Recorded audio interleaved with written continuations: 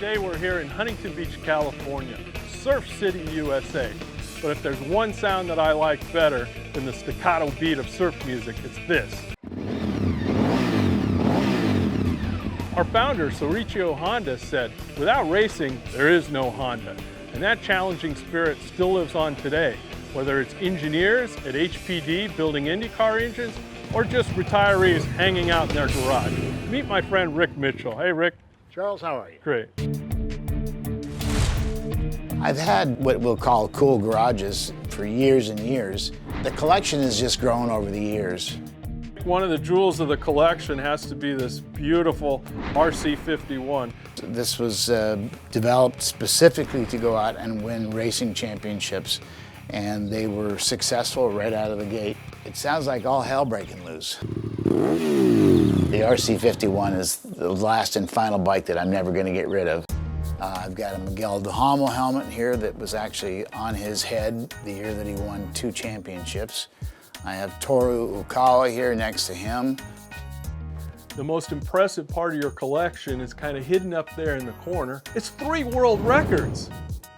A number of Honda associates in the press department schemed that it would be a very good idea to try to go out and set a brand new world record to introduce the VFR 750.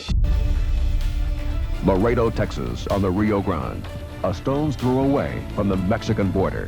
On this weekend, Uniroyal's 5-mile circle track, used for high-speed testing, will be involved in a special test. A test with 2-wheel vehicles. I remember getting a call. They said, "We have this idea to break some records." And I said, "Which records?" And he says, "Well, 24-hour records." He said it would be at Laredo, Texas, on a 5-mile oval. American Honda has come to Laredo in an attempt to break the 24-hour distance and speed records. The record was 128 miles an hour at the time, and we were hoping to blow that one out of the water because we knew the new VFR was just that good. Well, the idea was to make it absolutely clear that this was a no-holds-barred performance bike. This is something that doesn't get spoken of much, but this was a really special project to do. And to be able to work with all the people, both the employees, the riders, the journalists, and my memories are, they're all good. There was probably 15 riders split over 24 hours.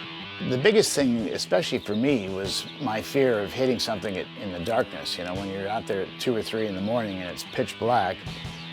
There were javelinas, which is a small Texas pig. There were deer, there were rabbits, there were snakes, there were birds, and believe me, we saw all of them. I think right out of the gate we saw that the numbers were really good. As the hours clicked by, we knew we were doing great, and then it just became, okay, just keep it going, keep it going. I remember being on the thing for 35, 40 minutes at a time, several times. If you stuck your elbow out in the air, you could watch the tachometer go down a little bit. Record at the time was about 127 miles an hour, sustained over 24 hours. When we broke the records ourselves, we went 143 miles an hour, average speed for 24 hours. Mr. Honda seemed to have a win-at-all-costs attitude. He wasn't going to get involved with something unless he knew that it was going to be successful. So I think Mr. Honda's spirit was embodied in this new world record that we set.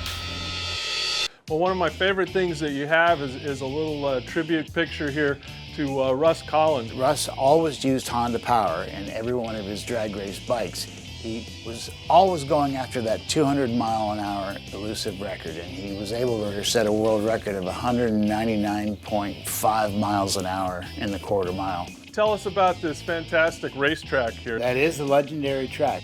We used to get 15, 20 guys over here every Thursday night racing these little slot cars. And in that time, we've had some real famous people come through here. We've had Miguel de Hamel, Steve Crevier, Pascal Picat, Bubba Schobert, and on and on and on.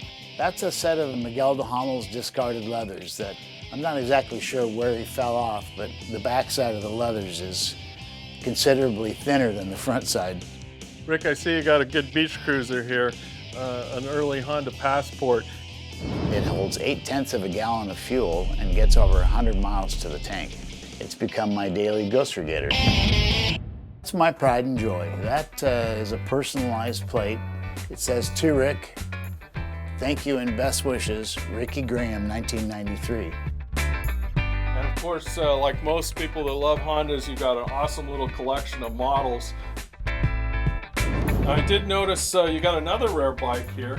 This is the 919. Tell us about the inception of this 919. I believe it was Cycle World magazine back in about '93 took a CBR 900RR, which was a fully faired bike at the time, and made what they referred to as a super standard out of it. It became what ultimately is the 919. One of the slogans that the company developed through the years was the power of dreams. And for me, 25 years was living the dream there. Rick, thanks for hosting us today at Club Rick. I gotta tell you, with your aftermarket pipes and that full drum kit, the other heroes in this story have to be your neighbors.